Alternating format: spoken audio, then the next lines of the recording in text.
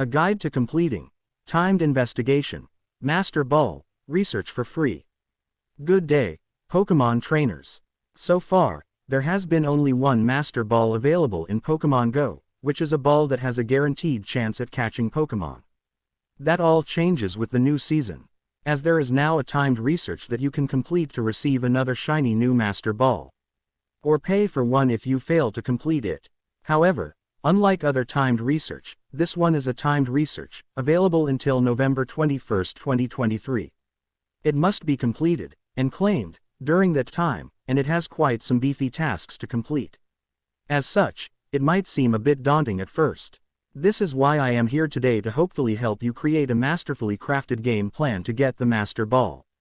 So with that being said, contents, general tips. While this article is written with free-to-play players in mind, it can still be applied even if you pay for the game.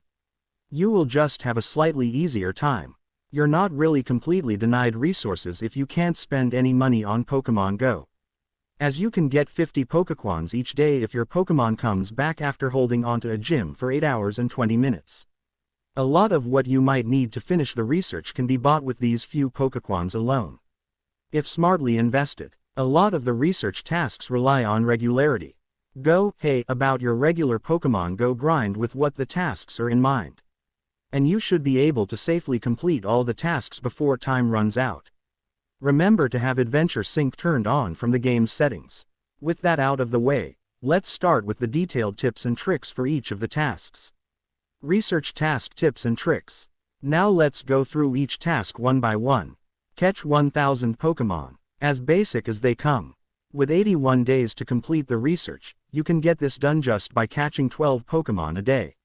Make use of incense and lure modules during events with increased spawns, such as community days. And you should have this one done rather easily. Win 60 raids. A bit more troublesome. If you're in an area where people actively participate in raids, then you should be fine. But if not, I would recommend checking the game multiple times a day to see if there are any 1- or 2-star raids you can participate in, as those are easy enough to just win solo. If even that isn't possible and there are no, or very few raids in your area, then you might have to rely on remote raid passes. And if you're free to play, I wouldn't recommend using your gym-earned Pokecoins on remote raid passes unless you really need to. This is because of the next task. Hatch 30 eggs. Now, I would personally like to recommend you prioritize 2 and 5 kilometer eggs for this task. And while that still holds true, you don't really have much a say in the matter, as your egg storage is going to be full of eggs obtained from Pokestops you come across. And there is no way to transfer eggs like there is for Pokemon. So depending on how many kilometers you get in Pokemon Go, you might need to invest a few of your gym-earned Pokecoins for some incubators. Also definitely keep an eye out for events that allow for shorter hatch distances. Additionally, remember to keep Adventure Sync on to make the process a lot quicker. Catch 100 different species of Pokemon. I've done a quick count based on all the news available for this season.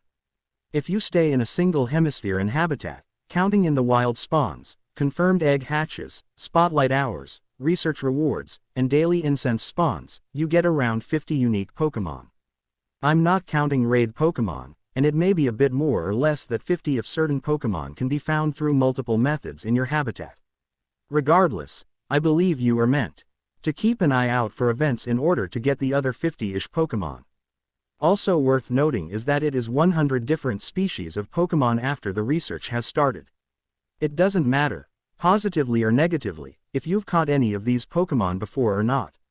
Make 120 excellent throws. This one's more of a matter of skill rather than strategy. Everybody has their own method of accomplishing this. We ourselves have a guide to start you off on getting those excellent throws. I find that throwing the ball to hit the Pokemon when the ring touches the Pokemon's pupils works well for me. Though of course, you can't really apply this to every Pokemon. Just keep in mind that you have this task on hand and try to get as many excellent throws as possible and you should be fine. Complete 150 field research tasks. You get daily research tasks from Pokestops but not gyms. So this task goes well with the Pokemon catching tasks. You can have a solid gameplay loop of catching Pokemon and then collecting Pokeballs from Pokestops to kill 2 birds with 1 stone. Keep in mind that you can remove daily research tasks from the task window. So feel free to remove tasks you don't really need in favor of the ones that you can complete quickly. Such as, use X amounts of berries to catch Pokémon, or make X amounts of great throws. Explore 50 kilometers. Honestly, this one should be rather easy if you play the game every week. I seem to break the 25-kilometer mark every week just through regular play. Remember to keep Adventure Sync on to make this process quicker. Spin 300 Pokéstops. The same advice for the field research tasks. Task applies here as well. Earn 100,000 XP and earn 100,000 Stardust. Despite the large numbers, these two are relatively easy. We get 3x Stardust on this month's Community Day Classic, and 4x XP and Stardust for 5 whole days on an upcoming event.